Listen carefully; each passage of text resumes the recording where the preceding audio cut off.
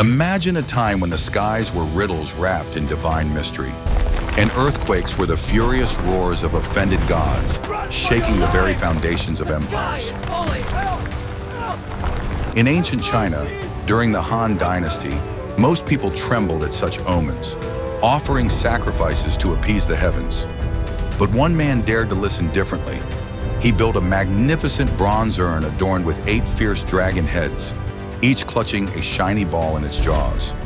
When the earth quaked hundreds of miles away, far beyond what any human could feel, this device would hear the tremor, swing its hidden pendulum, and release a ball from the dragon, pointing in the exact direction of the disaster. It wasn't magic. It was machinery proving that catastrophes followed laws, not whims. That man was Zhang Heng, born in 78 AD, a poet, inventor, astronomer, mathematician, and statesman whose genius bridged the stars and the soil. The enemy must not escape. Orphaned young, he turned childhood curiosity into tools that predicted eclipses, spun the cosmos with dripping water, mapped the world with grids, and even navigated without magnets. Yet his brilliance came at a cost. He clashed head-on with the corrupt eunuchs who puppeteered emperors from the shadows, slandering him, exiling him, and blocking his rise. Zhang didn't just invent, he challenged a rotten system, using poetry as his sword and science as his shield. This is the untold epic of Zhang Heng, the boy who saw heaven in a well's reflection, the scholar who rejected gold for gears, the court hero who heard Earth's breath and paid for his honesty. His story isn't just ancient history, it's a thriller of underdog triumph, betrayal, and legacy that echoes today in satellites scanning for quakes from space.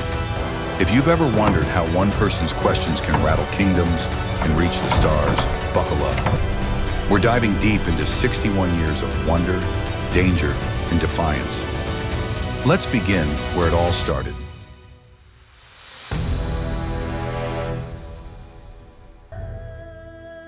The year is 78 AD. In the quiet town of Shiyi, nestled in Nanyang Commandery, where rolling hills met whispering rivers and the Han Empire's banners fluttered over endless fields, a boy named Zhang Heng entered the world. His full name was Zhang Heng, courtesy name Pingxi, born into a family of distinguished but dwindling fortune. His grandfather, Zhang Kan, had been a valiant governor and leader in Emperor Guangwu's restoration of the Han after the tyrannical Qin dynasty under Wang Mang. Those were heroic times, but by Zhang's birth, the glory had faded into modest means. No vast estates or silk-laden coffers, just pride in lineage and a struggle to survive. Constellation. Yes. Tragedy struck like a sudden eclipse when Zhang was only 10. His father died, leaving behind scant inheritance. A worn bamboo brush for writing, a few tattered scrolls of classics, and a mother and grandmother to raise him alone. The loss hardened young Zhang, but it also freed his mind. In the village's simple rhythms, he found endless puzzles. Every morning, he'd follow his mother to the communal well, hauling buckets amid the chatter of neighbors. While others dipped and departed, Zhang lingered, peering into the water's mirror-like surface. There, the world inverted. The sky plunged below, clouds floated at his feet, the sun gleamed like a submerged treasure. Ripples would calm, and he'd whisper to his reflection, "If heaven has a shape, could the earth have one too?" It wasn't play, it was the spark. In an age where the cosmos was a flat, square earth under a domed sky, ruled by capricious gods, this question defied everything. Why did stars march in orderly rows? Why did winds howl with patterns, shadows stretch predictably, and faint ground tremors hint at hidden forces? Zhang saw not chaos, but machinery, a vast invisible engine driving the universe. By his teens, this curiosity exploded into creativity. At 15, his poems shocked local elders. He wrote 4 rhapsodies, elaborate, descriptive verses that breathed life into nature. Rivers weren't just water, they breathed with the tides, pulsing like living veins. Mountains listened to echoes, holding secrets in their stone hearts. Stars weren't distant fires, they danced on threads of fate, whispering prophecies. One early piece, Fu on the Hot Springs, described crowds flocking to thermal waters near Mount Li, steamy retreats that would later fame as Huaqing Pools, where Tang Dynasty Empress Yang Guifei bathed. Unknowingly, Zhang was probing geology, sensing Earth's inner heat long before science named it. While we discuss the move, he contemplates the Word of the cosmos prodigy from Luoyang. spread. At 18, Zhang bid farewell to Xiu, trekking north on dusty roads to Luoyang, the Han capital, a glittering maze of palaces, markets, and intrigue. He carried little: ink sticks, blank scrolls, and a map he'd drawn himself. Rivers weren't measured in cold li, ancient miles.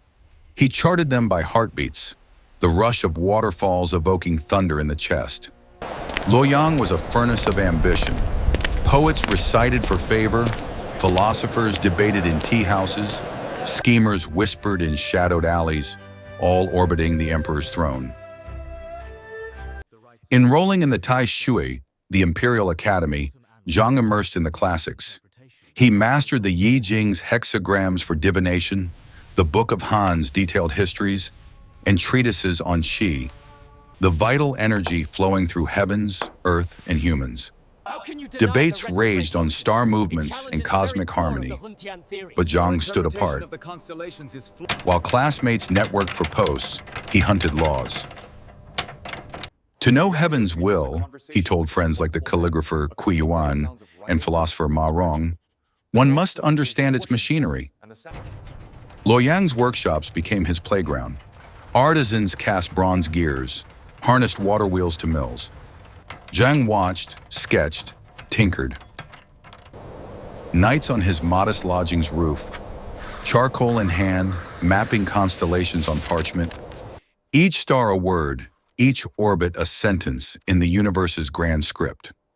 Early prototypes emerged, miniature armillary spheres, rings of bronze representing celestial equator, ecliptic, and horizons. His first breakthrough addressed time itself. Ancient outflow clepsydras, water clocks, slowed as reservoirs emptied, pressure dropping. Inflow versions improved, but still faltered. By his late teens, Zhang experimented, adding a compensating tank between reservoir and inflow vessel. Steady pressure meant precise drips. He mounted gilt statuettes, an immortal and a guard, to guide indicator rods, pointing hours with dramatic flair. Timekeeping revolutionized, more reliable than sundials shadowed by clouds or pre-erratic calendars.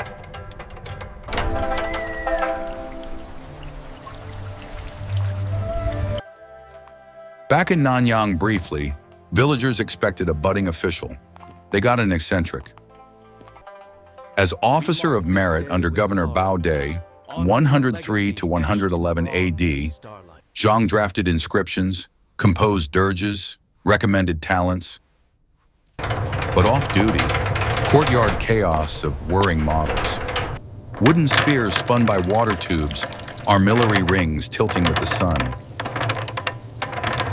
Kids gathered, laughing as he poured. See?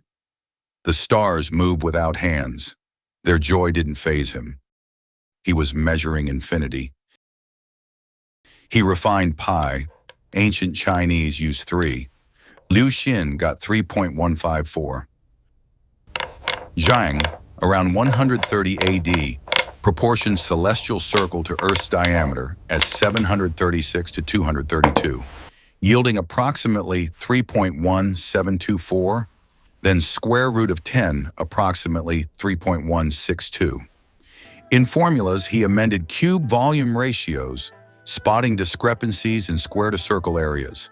These weren't abstract. They aided engineering, from canals to calendars. Court invitations arrived.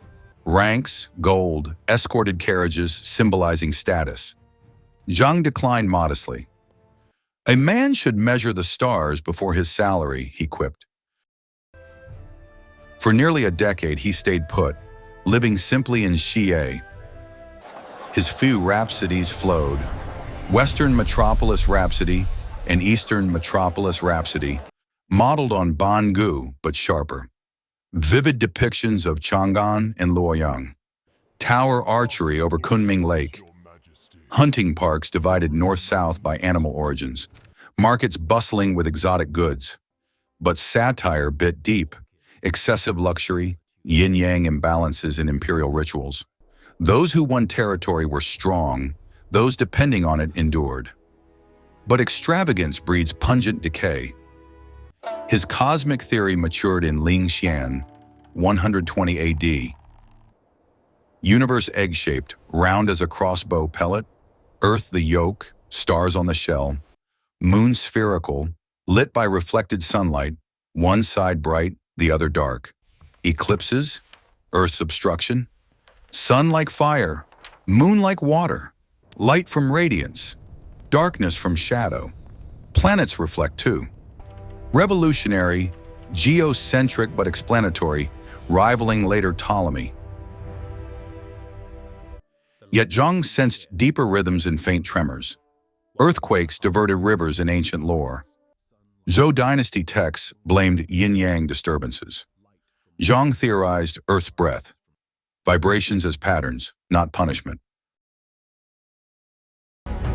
This refusal of power marked his first defiance. In a corrupt era, he chose virtue, but emperors claimed geniuses. In 112 AD, Emperor An, having heard of the Nanyang wonder, who predicted storms and fixed clocks, sent a messenger. Imperial summons. Chief astronomer or face wrath. Zhang's carriage rolled north. Glancing at misty hometown hills, he sighed. Serving the emperor serves heaven. But who will measure the emperor's excesses? Luoyang swallowed him. Salary, 600 bushels. Mid-rank, often silk or coin. Robes, carriage, emblem of status. As chief astronomer, 115 to 120, then 126 to 132. Subordinate to the Minister of Ceremonies, one of 9 ministers, he recorded portents, prepared calendars, tested candidates on 9,000 characters across styles. Stargazing scaled up. Cataloged 2,500 brightly shining stars in 124 constellations, more than Hipparchus's 850 or Ptolemy's 1,000 plus. Posited moon sphericity, sunlight reflection. But hands-on genius shone. The water-powered armillary sphere, 117 AD, full-sized with equatorial, ecliptic, horizon, meridian rings. Inspired by clepsydras and water wheels, dripping water turned wheels, gears rotating spheres automatically. No cranking for observations. Demo for Emperor An. Water flowed from tanks, steady pressure via Zhang's innovation. Gears clicked, spheres whirled, aligning stars, predicting positions. Court gasped. The cosmos spins on water. Accuracy transformed astronomy, eclipses forecasted, calendars synced, omens interpreted reliably. More inventions, south-pointing chariot, differential gears kept wooden figure facing south, wheels turning independently. Odometer cart, drums beat every lay, bells for 10, mapping precision for armies, taxes, grid cartography, Dixing 2, 116 AD, rectangular grids with elevation, early topographic maps. Impact huge. Military navigation won battles. Farmers planted timely. Rituals avoided ill-omened days. Promoted to prefect of official carriages, then palace attendant, 2,000 bushels. Emperor's escort, direct influence. Under Emperor Shun, 125 to 144, Zhang warned of eunuchs, shadowy castrati controlling access, favoring kin like Empress Liang's clan. Past dynasties fell to their intrigues, slander, assassinations. They threatened the throne, Zhang memorialized, citing examples. In private audiences, he pushed merit reforms, curbing their power grabs. Eunuchs struck back. Zhang opposed Dan Song's 123 AD calendar reform, adopting Apocrypha, questionable texts. They introduce errors, Han, he argued, banned from History Committee for views on Gengshi Emperor. His Fu pondering the mystery vented, like Ku Yuan's Li Sao, debating flea corruption or stay virtuous. Responding to criticism, Xiaolin genre, imaginary debater, eunuch proxy, urges advancement. Zhang, gentleman seeks virtue, not power. 132 AD, earthquakes rage, cosmological punishments. Zhang presented the Seismoscope, bronze urn 2 meters diameter, 8 dragon heads with balls, toads below. Pendulum inside, cranks, levers, pivot sling. Mocked as toy. One day, ball drops northwest, no felt shake. Eunuchs, fraud, Zhang calm. Messengers, massive Gansu quake, 400 to 500 kilometers northwest, exact. Emperor awed, Earth's breath heard, aid rushed, lives saved. Proved quakes, directional waves, physics over superstition. Zhang leveraged, criticized eunuch mismanaged relief, age 40, filial and incorrupt, fixes empowering them. Retaliation, slander storm. Exiled to Heijian kingdom administrator, then Nanyang retirement. In isolation, more poetry, inventions. 4 sorrows veiled pain, separation by mountains, rivers, snows as petty men. Short piece, fantasized Queen Mother of the West in rhapsodies, but heart set on virtue.